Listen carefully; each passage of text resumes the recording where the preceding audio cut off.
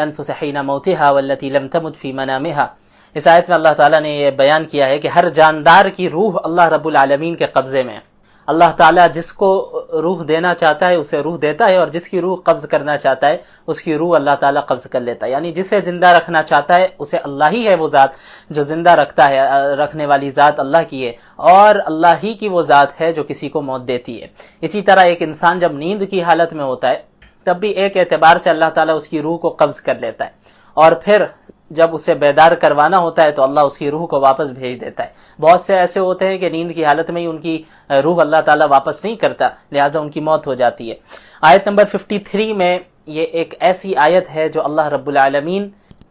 کی رحمت کی طرف اس میں اشارہ کیا گیا اور بتایا گیا کہ اللہ کی رحمت بہت وسیع ہے، یعنی ہر گناہ گار کے لیے اس میں اللہ رب العالمین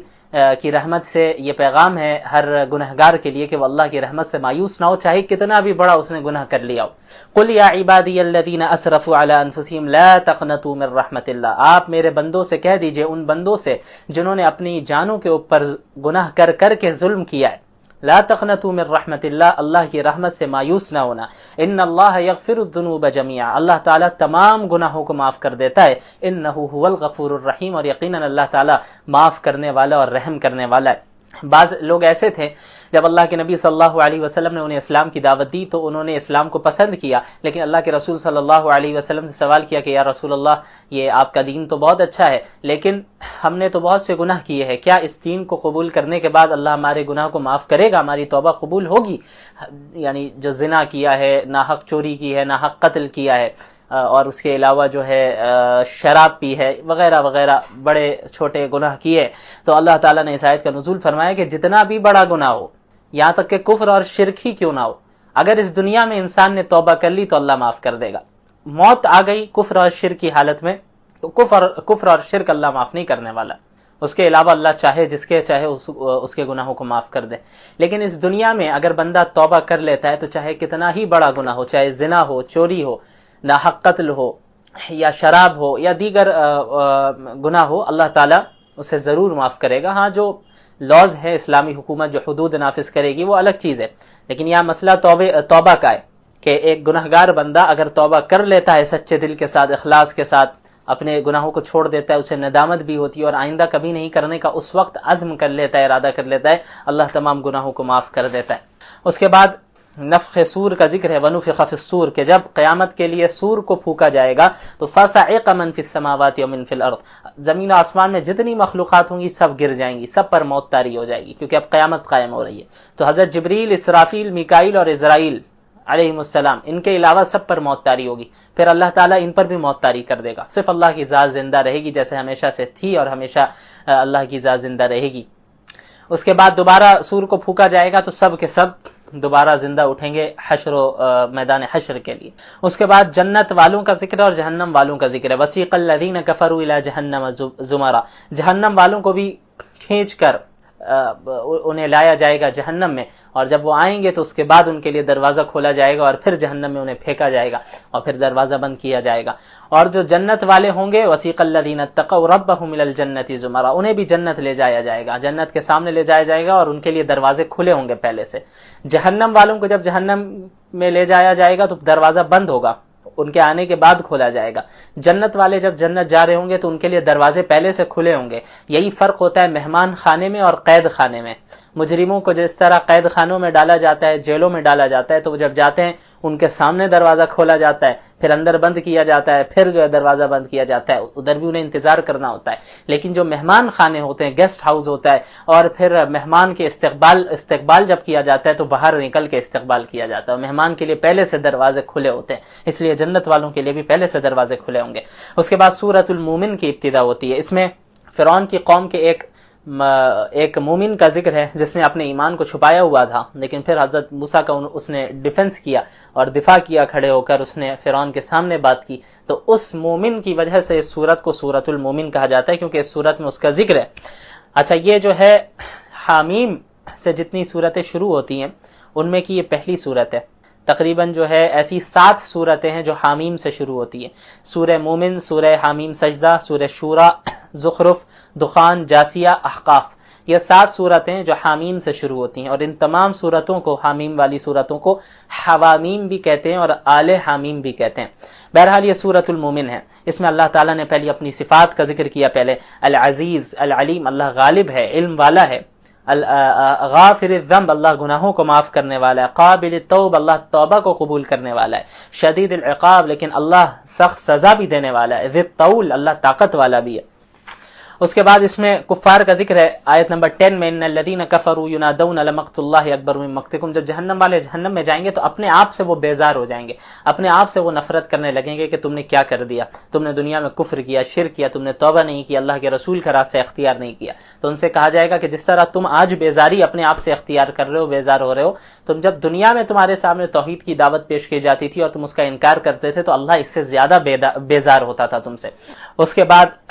ان کی تمنا کا ذکر آیت نمبر 11 میں، قالوا ربنا امتنا اثنتين واحييتنا اثنتين فاعترفنا بذنوبنا فهل الى خروج من سبيل، یا اللہ آپ نے ہمیں 2 بار موت دی، 2 بار زندگی دی، ہم نے اپنے گناہوں کو تسلیم کر لیا ہے، تو کیا اب نکلنے کا کوئی راستہ ہے؟ تو ان سے کہا جائے گا ہرگز نہیں، اب نکلنے کا کوئی راستہ نہیں ہے، تم کفر اور شرک میں تمہاری موت ہوئی، اب ہمیشہ ہمیں جہنم میں رہنا ہے۔ 2 بار موت کا کیا مطلب ہے؟ انسان اس دنیا میں پیدائش سے پہلے وہ تھا ہی نہیں، وہ موت ہے، اور دوسری موت کون سی ہے؟ جب اس دنیا میں وہ پیدا ہونے کے بعد مرتا ہے تو وہ دوسری موت ہے۔ 2 زندگی کون سی ہے؟ کہ اس دنیا میں جب پیدا ہوتا ہے تو یہ پہلی زندگی ملتی ہے، اور دوسری زندگی آخرت میں دوبارہ اسے اٹھایا جائے گا، زندہ کیا جائے گا، وہ دوسری زندگی۔ پھر حضرت موسیٰ کا ذکر شروع ہوتا ہے آیت نمبر 23 سے، وَلَقَدْ أَرْسَلْنَا مُوسَىٰ بِآيَاتِنَا وَسُلْطَانٍ مُبِينٍ، اللہ تعالیٰ نے حضرت موسیٰ کو کھلی ہوئی نشانیوں کے ساتھ حضرت موسیٰ کو بھیجا فرعون کے پاس، ہارون کے پاس، قارون کے پاس کہ انہیں دعوت دے، لیکن ان سب نے ریجیکٹ کیا، اور فرعون نے یہ فیصلہ کیا کہ حضرت موسیٰ کے ماننے والے جتنے مرد ہیں ان کو قتل کیا جائے تاکہ ان کی نسل بھی نہ بڑھے اور ڈر سے وہ ایمان بھی نہ لائیں، اور عورتوں کو چھوڑا جائے، ان کو لونڈیا بنا لیا جائے، ان سے خدمت لی جائے۔ آیت نمبر 28 میں ذکر ہے اس مومن شخص کا جس نے فرعون کے سامنے بات کی کہ وقال رجل مومن، فرعون چاہتا تھا کہ حضرت موسیٰ علیہ السلام کو علیاذ باللہ قتل کر دے، تو فرعون کے ہی خاندان کا ایک شخص تھا جو ایمان لا چکا تھا حضرت موسیٰ پر، لیکن اس نے ایمان کو اپنے ایمان کو چھپایا ہوا تھا۔ وہ کھڑا ہوتا ہے اور وہ کہتا ہے کہ تم ایک ایسے شخص کو قتل کرنا چاہتے ہو، رجلا یقول ربی اللہ، صرف اس بنیاد پر کہ اس نے یہ کہا کہ میرا رب ایک اللہ ہے، حالانکہ وہ تمہارے پاس کھلی ہوئی نشانیاں لے کے آ رہا ہے، تم ایسے شخص کو قتل کرو گے؟ اگر وہ جھوٹا ہے تو پھر اس کا جھوٹ اسی پر آنا ہے، اس کا وبال اسی پر آئے گا، لیکن اگر وہ سچا ہے تو پھر مجھے تو ڈر ہے کہ تمہیں عذاب آ جائے اللہ کی جانب سے تم پر، تو اس کی اطاعت کرو۔ اس کے بعد اللہ تعالیٰ نے آیت نمبر 51 میں فرمایا کہ اِنَّا لَنَنْصُرُ رُسُلَنَا وَالَّذِينَ آمَنُوا فِي الْحَيَاةِ الدُّنْيَا وَيَوْمَ يَقُومُ الْأَشْهَادُ، کہ یقیناً ہم اپنے رسولوں اور ایمان والوں کی اس دنیا میں بھی مدد کریں گے اور قیامت کے دن بھی مدد کریں گے۔ اللہ تعالیٰ ایمان والوں کی مدد فرماتا ہے جو دین پر قائم ہے، فتح و نصرت کے ذریعے، اور اگر اس دنیا میں شہید ہو جائے تو پھر اللہ تعالیٰ اسے بہترین اجر عطا کرتا ہے۔ تو ہر حال میں اس دنیا میں بھی اللہ کی مدد رہے گی اور آخرت میں بھی مدد رہے گی۔ اس کے بعد آیت 55 میں اللہ کے نبی صلی اللہ علیہ وسلم کو حکم دیا گیا، فصبر، آپ صبر سے کام لیں۔ پہلا حکم، ان وعد اللہ حق، اللہ کا حق، اللہ کا وعدہ سچا ہے، واستغفر لذنبک، اور آپ استغفار کریں، وسبح بحمد ربک بالعشی والابکار، اور صبح و شام اللہ کی تسبیح و تحمید بیان کریں۔ اب آپ دیکھیں آپ صلی اللہ علیہ وسلم اور تمام انبیاء معصوم ہیں، ہمارا عقیدہ ہے ان سے گناہ نہیں ہوتے، آپ صلی اللہ علیہ وسلم اور انبیاء علیہ السلام معصومین ہیں، وہ گناہ نہیں کر سکتے، لیکن اللہ تعالیٰ نے پھر بھی اللہ کے رسول کو استغفار کرنے کا حکم دیا۔ کیوں؟ تاکہ اس سے امت کو پیغام جائے کہ اللہ کے رسول صلی اللہ علیہ وسلم ایسے کاموں کے لیے بھی استغفار کر رہے ہیں جو کہ حقیقت میں گناہ نہیں ہے، تو جو معصوم نہیں ہے، ہم اور آپ جو دن رات گناہ کرتے ہیں، تو پھر ہمیں کتنا زیادہ استغفار کرنا چاہیے۔ اور اس کے علاوہ اللہ کی تسبیح بیان کرنے کا حکم ہے، صبح و شام، اور صبر کرنے کا حکم ہے۔ اس کے بعد اللہ تعالیٰ نے اپنی نعمتوں کا ذکر کیا آیت نمبر 61 میں کہ اللہ الذی جعل لکم اللیل لتسکنوا فیہ والنہار مبصرا، کہ اللہ کی بہت سی نعمتیں، انہی میں سے ایک بہت بڑی نعمت دن اور رات کی نعمت ہے۔ دن میں انسان جو ہے روزی روٹی تلاش کرتا ہے، رات میں تھکا ہارا ہوتا ہے تو آرام کرتا ہے۔ اس کے علاوہ آیت نمبر 78 میں اللہ تعالیٰ نے اپنے علم غیب کا ذکر کیا، وَلَقَدْ أَرْسَلْنَا رُسُلًا مِّن قَبْلِكَ مِنْهُمْ مَنْ قَصَصْنَا عَلَيْكَ وَمِنْهُمْ مَنْ لَمْ نَقْصُصْ عَلَيْكَ، کہ ہم نے آپ سے پہلے بھی بہت سے رسولوں کو بھیجا جن میں سے بہت سوں کے متعلق ہم نے آپ کو واقعات بتا دیے، اور بہت سے ایسے رسول انبیاء ہیں جن کے متعلق ہم نے آپ کو خبر نہیں دی، آپ کو واقعہ نہیں بتایا۔ معلوم ہو آپ صلی اللہ علیہ وسلم کے پاس بھی علم غیب نہیں تھا، علم غیب صرف اللہ رب العالمین ہی کے پاس تھا۔ اور پھر ان قوموں کا ذکر ہے کہ یہ جو ہے مشرکین کا ذکر ہے کہ وہ فرمائشی معجزات کا مطالبہ کیا کرتے تھے، ایمان نہیں لاتے تھے، اور جو ہے اللہ رب العالمین کو چیلنج کرتے، رسول اللہ کو چیلنج کرتے کہ آپ جو ہے فلاں فلاں معجزہ لائیے. تو انبیاء کو بھی کہہ دیا گیا، اللہ کے رسول کو بھی کہہ دیا گیا، آپ کہہ دیجئے کہ یہ نشانی لانا، معجزہ لانا یہ میرے اختیار میں نہیں ہے، یہ تو اللہ رب العالمین جب چاہے گا تب اسے صادر فرمائے گا. اس کے بعد فلما جاءتهم رسلهم بالبينات، ان مشرکین قوموں کے پاس جب کھلی ہوئی نشانیاں آ جایا کرتی تھی اللہ رب العالمین کی، انبیاء علیہ الصلوۃ والسلام انہیں دعوت دیتے تھے، فرحوا بما عندهم من العلم، ان کے پاس جو دنیاوی علم ہوتا تھا، ان کے پاس جو دنیاوی فن ہوتا تھا، علم و فن ہوتا تھا، علم و ہنر تھا، اس پر وہ اترانے لگتے تھے کہ بھئی ہمارے پاس تو فلاں علم ہے، مجھے تو یہ فن آتا ہے، یہ بتائیں گے انبیاء ہمیں کیا کرنا ہے کیا نہیں. آج بھی ایسے لوگ ہیں، آج بھی ایسے لوگ ہیں کہ کہتے ہیں کہ بھئی یہ علماء، یہ مولوی صاحب ہمیں بتائیں گے کہ ہمیں زندگی کیسی گزارنی ہے، ہم نے تو یہ علم سیکھا ہے، ہم تو اتنے ایجوکیٹڈ ہیں، ہمارے پاس تو یہ، ہمارے پاس تو وہ ہے، ہمیں ان کی ضرورت نہیں ہے. تو اس طرح ہر زمانے میں رہے، انبیاء کا مذاق اڑائے، علماء کا مذاق اڑائے، اہل علم کا مذاق اڑائے انہوں نے. اللہ نے فرمایا فحاق بهم ما كانوا به يستهزئون، جس چیز کا وہ مذاق اڑاتے تھے اسی چیز نے انہیں گھیر لیا. اللہ کے عذاب کا مذاق اڑاتے تھے، اللہ کو چیلنج کرتے تھے، پھر ان پر عذاب آیا، اور جب عذاب آنے لگا تو عذاب دیکھنے کے بعد توبہ کرنے لگے کہ بھئی اب ہم ایمان لاتے ہیں. تو اللہ نے فرمایا کہ آج عذاب دیکھنے کے بعد اب کوئی جو ہے توبہ قبول نہیں ہونے والی. اللہ کا نظام ہے. ایک تو یہ کہ حالت غرغرہ سے پہلے توبہ کر لے تو توبہ قبول ہے.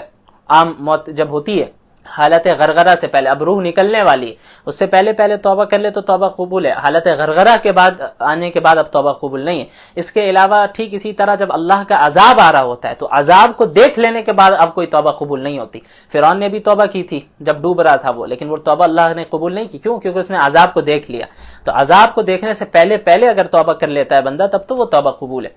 اس کے علاوہ سورہ حامیم سجدہ کی ابتدا ہوتی ہے، حامیم تنزیل من الرحمن الرحیم. اس میں ہوا یہ کہ کفار مکہ کی طرف سے آپ صلی اللہ علیہ وسلم کو پیشکش کی گئی. ابو الولید عتبہ بن ربیعہ نامی ایک شخص آپ صلی اللہ علیہ وسلم کے پاس آیا. اس نے کہا کہ دیکھیں آپ کو حکومت چاہیے، ہم آپ کو حکومت دے دیں گے. آپ کو مال و دولت چاہیے، ہم قریش مال و دولت جمع کریں گے، آپ کو دے دیں گے. آپ پر اگر کوئی جن وغیرہ کا اثر ہے لیاذ باللہ تو ہم بہترین آپ کا علاج کرائیں گے، لیکن آپ توحید کی دعوت دینا چھوڑ دیں، آپ تبلیغ کرنا چھوڑ دیں، آپ جو ہے ہمارے بتوں کے خلاف نہ بولیں، ہمارے خداؤں کے خلاف نہ بولیں. تو آپ صلی اللہ علیہ وسلم نے حامیم سجدہ کی تلاوت کرنا شروع کی. اب یہ جو تھا ابو الولید عتبہ بن ربیعہ، یہ تو بالکل اس کی تو حالت ٹائٹ ہو گئی کہ اس نے ایسا کلام کبھی نہیں سنا تھا. آپ صلی اللہ علیہ وسلم جیسے جیسے پڑھتے گئے یہاں تک کہ اس آیت تک پہنچے فَإِنْ أَعْرَضُوا فَقُلْ أَنذَرْتُكُمْ صَاعِقَةً مِثْلَ صَاعِقَةِ عَادٍ وَثَمُودَ، کہ اگر یہ لوگ اعراض کرتے ہیں، اگنور کرتے ہیں، تو آپ کہہ دیجئے کہ ہم اس طرح کے عذاب سے تمہیں ڈراتے ہیں جو عاد اور سمود پر آیا. اس آیت پر پہنچے آپ صلی اللہ علیہ وسلم، ابو الولید نے اللہ کے نبی صلی اللہ علیہ وسلم کے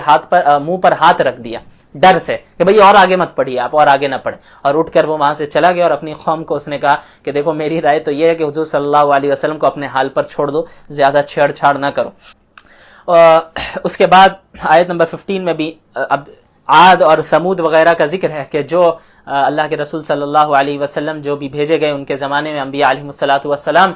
ان کو کہا کرتے تھے کہ بھئی من اشد منا قوہ، ہم سے زیادہ طاقتور کون ہے؟ ہم زیادہ طاقتور ہیں، ہمارے پاس مال ہے، دولت ہے، ہم اتنے باڈی بلڈر ہیں، ہم ہٹے کٹے ہیں، یہ ساری چیزیں. اللہ نے فرمایا کہ یہ ساری علم یعلم ان اللہ هو اشد منهم قوہ، کہ جانتے نہیں کہ اللہ ان سے زیادہ طاقتور ہے. تو اللہ تعالیٰ نے انہیں کس طرح ہلاک کر دیا، اوندے منہ پڑے رہے، نہیں بچ سکے، اللہ کا مقابلہ کرنے چلے تھے. تو آج سمود وغیرہ کے واقعات یاد دلا کر مشرکین مکہ اور تمام انسانیت کو بتایا گیا دیکھو اللہ کو چیلنج نہ کرنا، اللہ سے مقابلہ نہ کرنا، اللہ ایسے ہی ہلاک کر دے گا جس طرح عاد اور سمود کو اس نے ہلاک کیا تھا. تو اللہ کی اطاعت کرنے میں ہی، فرما برداری کرنے میں ہی کامیابی ہے. اس کے بعد آیت 19 اور 20 میں وَيَوْمَ يُحْشَرُ أَعْدَاءُ اللَّهِ إِلَى النَّارِ، کچھ کفار ایسے تھے جو کہتے تھے بھائی ہم جو خلوت میں تنہائی میں گناہ کرتے ہیں اللہ کو کیسے معلوم، کوئی دیکھتا ہی نہیں ہمیں گناہ کرتے ہوئے. اللہ نے فرمایا کہ جس دن جو ہے اللہ کے دشمنوں کو جمع کیا جائے گا اس دن جو ہے ان کے کان، ان کی آنکھیں اور ان کی کھالیں ان کے خلاف گواہی دیں گی اور کہیں گے اپنے جسم سے بھائی تم ہمارے خلاف کیوں گواہی دے رہے ہو. ان کی یہی آنکھیں جن کا وہ غلط استعمال کرتے تھے، ان کے یہی کان جن کا وہ غلط استعمال کرتے تھے، ان کی یہی کھال، یہ اسکن جس کا وہ غلط استعمال کرتے تھے، یہی ساری چیزیں ان کے خلاف گواہی دیں گی قیامت کے دن. تو اللہ تعالیٰ کے پاس سارا علم ہے. انسان جو جلوت میں گناہ کر رہا ہے، خلوت میں گناہ کر رہا ہے، تنہائی میں کر رہا ہے یا لوگوں کے سامنے کر رہا ہے، یہ سارا علم اللہ کے پاس موجود ہے. اس کے بعد اہل کفر کا بھی ذکر ہے کہ وہ کہا کرتے تھے لا تسمعوا لهذا القرآن، اس قرآن کو نہ سنا کرو. لوگوں سے کہا کرتے تھے کہ بھائی جب قرآن کو پڑھ کر کوئی سنا رہے ہو اللہ کے نبی یا صحابہ تو فوراً کان میں انگلیاں ڈال دو یا وہاں سے بھاگ جاؤ، چلے جاؤ، مت سنو ورنہ جادو ہو جائے گا، یہ ہو جائے گا. اس طرح لوگوں کو متنفر کرتے تھے. تو ان کی سزا کا ذکر ہے. اور اس کے بعد اہل ایمان کا ذکر ہے. ان الذين قالوا ربنا اللہ، وہ لوگ جو کہتے ہیں کہ ہمارا رب اللہ ہے، ثم استقاموا، پھر استقامت کے ساتھ دین پر جم جاتے ہیں. یعنی صرف زبان سے کہہ لینا کافی نہیں ہے، کہتے بھی ہیں کہ ہمارا رب اللہ ہے، ایمان بھی لے آتے ہیں اور پھر عملی طور پر استقامت کے ساتھ جم جاتے ہیں. پھر انہیں دین سے کوئی چیز پھیر نہیں پاتی ہے، چاہے معاشرہ کدھر بھی جا رہا ہو، سوسائٹی کدھر بھی جا رہی ہے، وہ اپنے دین پر استقامت کے ساتھ ڈٹے رہتے ہیں، جمے رہتے ہیں، قائم رہتے ہیں. تتنزل علیہم الملائکۃ الا تخافوا ولا تحزنوا، ان پر فرشتے نازل ہوں گے، ان پر فرشتے اتریں گے جو یہ کہیں گے کہ لا تخافوا ولا تحزنوا، نہ ہی تم پر کوئی خوف ہے نہ ہی کوئی غم ہے. جب اس دنیا سے انسان جائے گا، جب موت ہو رہی ہوگی، جنت میں انٹر ہو رہے ہوں گے تو فرشتے یہی کہیں گے، ہر جگہ سے سلام کیا جائے گا اور یہ کہا جائے گا لا خوف علیکم ولا انتم تحزنون، لا تخافوا ولا تحزنوا، نہ ہی خوف ہے نہ ہی کوئی غم ہے، نہ تمہیں ڈرنا ہے نہ ہی تمہیں غمگین ہونا ہے. میں نے بتایا تھا کہ خوف کا تعلق فیوچر سے ہوتا ہے، غم کا تعلق پاسٹ سے ہوتا ہے.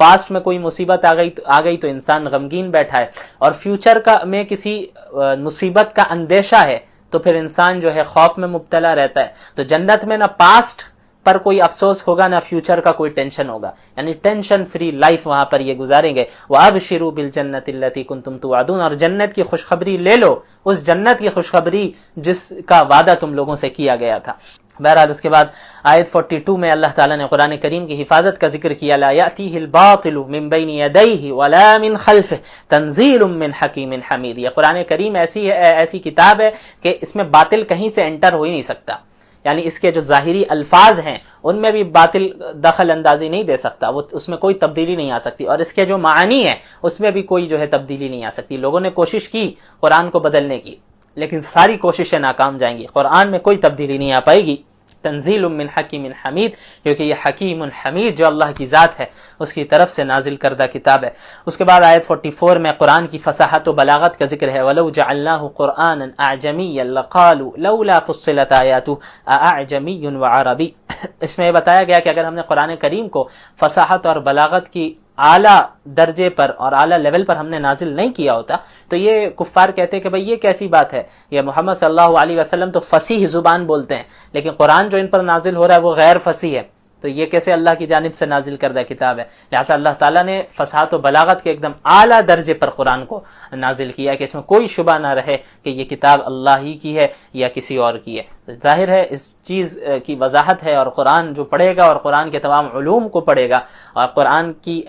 جو عربی زبان ہے، جو لٹریچر ہے، اس کی فصاحت اور بلاغت کو سمجھنے والا ہوگا. اس کے علاوہ جو آیتوں میں علوم چھپے ہوئے ہیں انہیں وہ پہچانے گا، ان رازوں کو تلاش کرے گا اور نیوٹرل ہو کر پڑھے گا تو وہ شخص یقیناً اگر اس کے اندر ہدایت کی طلب ہے تو وہ جو ہے سیدھے راستے کو ضرور پالے گا.